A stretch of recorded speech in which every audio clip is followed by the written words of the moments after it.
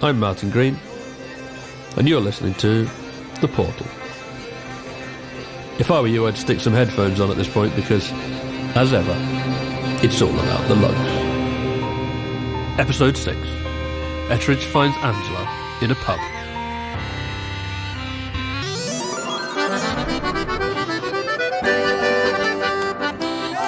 What gets in your head?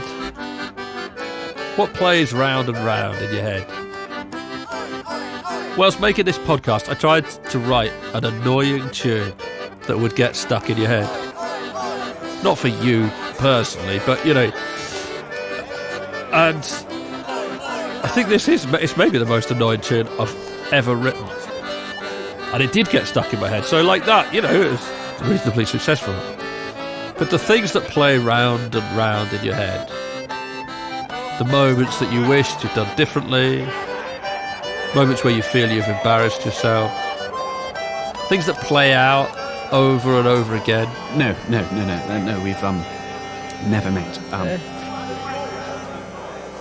It had taken Etteridge 4 years to get to the pub, and then he didn't know what to say. No, we've never met. 4 years is a long time to go looking for anything. I only spent 3 years looking for him. Some little bits of life stay with you, don't they?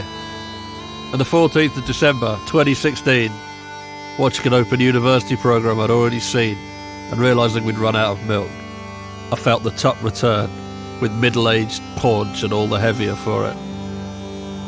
We measure a wave from tip to tip. I hit a tip when I started going out. Wild millennial years of synthetic love. But after a few years, some other desire takes over for something more grounded, more tangible. And Etteridge too, the song is powering him through. I see it in his handwriting. But he too yearns for something more. The voice is not enough. He needs to find the singer. If you want to change the wave, you need a disturbance. What plays round and round in your head? And that's what this is. It's a tale of my attempt to disturb a wave, to make a different cycle. Etteridge did the same. He went to Straven and created quite a disturbance for himself. Etteridge had got into a decidedly one-sided altercation with Angela's father, but he had gleaned one crucial fact. Angela had gone to London, to Portobello Road. It was 2 months before he could get to London to look for her. And Portobello Road is long. But in January 1943, at the age of 25, Etteridge set off, in his meticulous way. He just started. He started at 1 end, flat 1 of house 1. And he made a note of every house he had not visited. You bastards. I'm merely looking for a man named Taft. You're from the army. I could do with a company. Well, perhaps. Good afternoon. I'm looking for a man named Taft. I know what you're looking for, son. You don't need to tell me. I think I probably would need to, given we've never spoken before. It took him 5 trips. I would say between 75 and 100 hours of knocking on doors, split over 3 months. Searching and researching. That's what Etteridge did. This is where he shines, because he's going to go to every single flat until he finds the one that he's looking for. I think he was probably quite happy doing it, to be honest. Good evening. Sorry for calling at such a late hour. Oh, I'm so sorry. Are we disturbing you? We don't have a place to meet. This is a lovely little side story. As a direct result of this search, Etteridge discovered the singing of Cantor Ernest Levy. That is beautiful. May I stay a while and listen? Of course. The recording we can hear here was made much later, Come in, please. but the two of them became firm friends, and Etteridge actually wrote a pretty decent paper on cantorial singing in the UK. Child of Abraham, too. You have the look now. Well, my father had some Welsh blood. Taft? Why? It's of a personal nature. And most things that involve a person? Yes, I see we share a love of semantics. Why you want with Taft? Well, to be honest, it's not Taft I'm looking for, but rather a young lady I believe he resided here with. Personal nature. Well, this much I'll tell you. Taft and that young lady, who ain't much of a lady, left me on 3 months rent for pay. You see him, you tell him. So she was here. Do you know where they are now? As it happens, I might. He left a forwarding address. Cheeky rascal. He don't get no mail. Gone to send Eleanor somewhere. But looking for things is a finite task. It's an interesting task. If what you like to do is start with a massive list and start to knock things off, and Etteridge did. I got it just here. A list is relaxing, you just work through it. There you go. And some, St. Helens. like I said, you're staring love. Maybe you want a little company? Sheep for you? Your accent drive me crazy. Thank you, then. Goodbye. Etteridge had devoted 6 months of his life to this task by the time he got to St. Helens. Hello. Yes, can I help you? You're not Scottish. What do you want? Forgive me, please. I'm searching for a man named Taft. Radie? What do you want him for? You from the Navy? No, I'm searching for a young lady from Scotland. Angela's her name. I believe she's Mr. Taft's cousin. Yeah, I met Angie, yeah. You've met? But Fred left with the Navy. I hope. I don't know where he is or if he's coming back. Angie, gone. Like, gone, no idea. Do you have any, Look, I'm sorry, I've got to go. I'll return to see if you have news in a couple of weeks. Patience was not a problem for Etteridge. He went to St. Helens every 2 months for 3 years. You the guy? I believe I may well be. You must have it fucking bad for Angie, pal. Well, if you do know anything of her whereabouts... I'm away up to Glasgow for Christmas. Wee family reunion. Angie might come on. Dunno. Then I shall visit you in the new year, sir, and hope for news. Aye, if you want, pal, but seriously, plenty fish in the sea. And I should know. I just been on a boat for 3 fucking years. He sounds pretty chipper at his annual Boxing Day recording of the Sword Dancers. 10:33 a.m. December 26th, 1945, Sheffield, South Yorkshire. The Sword Dancers are a little disappointing this year. I mean, Etteridge's chipper takes a while to get your ear into. Happy New Year to you, Mr. Taft. I wondered if you had any news. You are really stuck on this horse, aren't you, mate? I've never asked your name, I realise. Fitzroy is my name. My father is the Duke of Bedford. Duke, eh? I do have a wee bit of information on Angie, as it happens. What you want, ma? My interests are personal. Aren't everyone's, pal? You prepared to show your gratitude for this information? Perhaps a shilling will suffice? Perhaps it won't. Yes, right.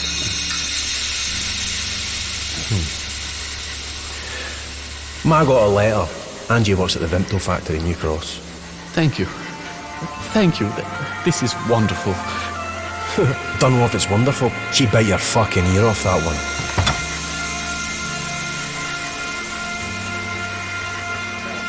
I can't give you an address, sir. Against regulations. All that lot drinking the Crown on Fridays. You'd probably find her there. Many thanks. Etteridge's preferred pub would be an empty pub. Not great with crowds. There you go, mate. There's your Scotch bird. Which one? You don't know what she looks like? Honestly, I couldn't believe the cheek of him. And then his pal turned round, said the same thing. No, right, I will. I'll tell you what I said to him, right? But not till I've got a drink. Scottish! Yes. Bachelor? Yes, as it happens. No, I mean to say, Scottish. Aye, Scottish. You after a dance? No. No. I'm looking for a translator. I'm Scottish. You know we speak the same language, pal. Well, I'm not sure I agree. Oh, yes! Yes, indeed. I'm looking for a translator from Scottish. I have a number of important recordings of Scots, and I can't for the life of me work out what they're talking about. And so... About? Pardon? What they're talking about. Oh! Yes. Yes, quite. Have we met before? Do you drink in here? No, we've, never met. I live in Oxford. I'm just here looking for... Looking for a Scot in London. I won't skate round it, pal. You're peculiar. Where is this job? In Oxford, at the university. Look, I've got a job, mate. I'm living big. I'm hardly the university type. Do you enjoy it in the factory? Certainly done worse things for money, pal, but it makes you thirsty by Friday, I'll tell you that much. Really, I think you'd absolutely Rosie, love this. Triple gin, please, no water. My card, if you change your mind. Goodbye. Etteridge went back to Oxford. Returned to his room, returned to his work. The wave can be measured from tip to tip, or trough to trough. They're the same length. Gone. Etteridge was in that trough for almost 6 months, poor man. Always there. What if he'd done it differently?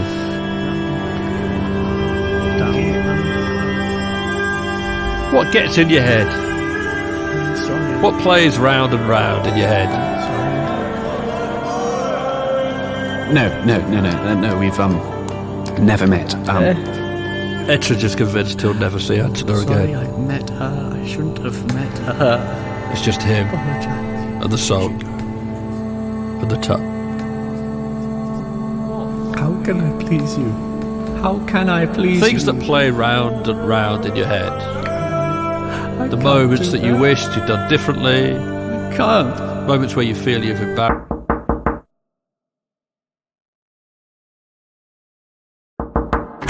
You still need a translator?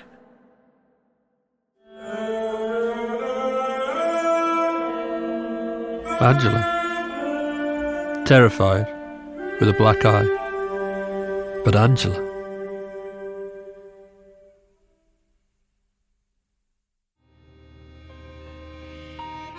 Thanks to all of you that have been sharing this. That's magic, brilliant, thank you.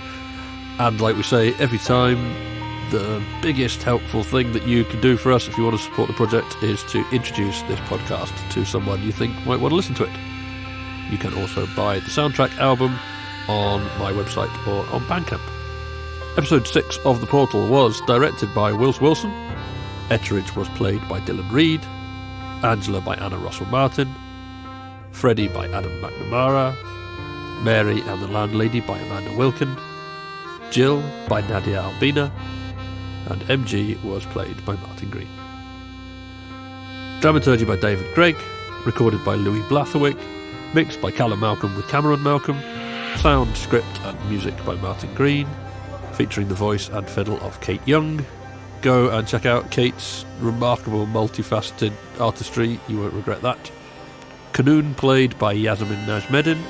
Small Pipes in C by Brìghde Campbell. You heard a recording of Lachar Dodi by Cantor Ernest Levy, reproduced with kind permission of Judy Russell and the Jewish Music Institute, and huge thanks to them, and especially to Phil Alexander for helping us source this beautiful piece of singing. You heard the music and dancing of Newcastle Kingsmen Sword Dancers of Newcastle upon Tyne. Thanks to Andy Stevenson, and go and see the Kingsmen because they're incredible. Thanks to Eloise Whitmore for help with sound design. The executive producer and script editor was Polly Thomas, produced by Martin Atkinson for Lepus Productions.